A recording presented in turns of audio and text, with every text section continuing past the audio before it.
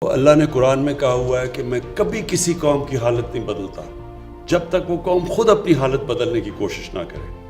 ہم جب تبدیلی لانے کی کوشش کرتے ہیں تو عمران خان آ کے ایک سوئچ آن کر کے تو تبدیلی نہیں لے کے آئے گا۔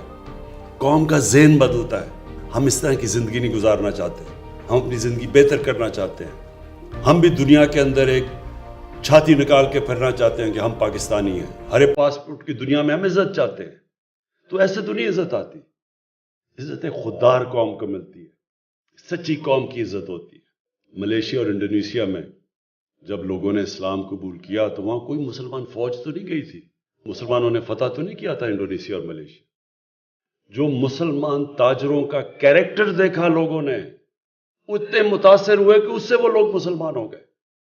سچے لوگ تھے، کیریکٹر والے لوگ تھے، کوئی بددیانتداری نہیں کرتے تھے، اپنے لوگوں سے لوگ ریسپیکٹ کرتے تھے، امانت دار لوگ تھے۔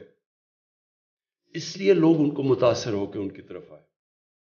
تو ہم پاکستان میں ریئلائز نہیں کرتے کہ اللہ نے اس زمین کو کیا کیا نعمتیں بخشی۔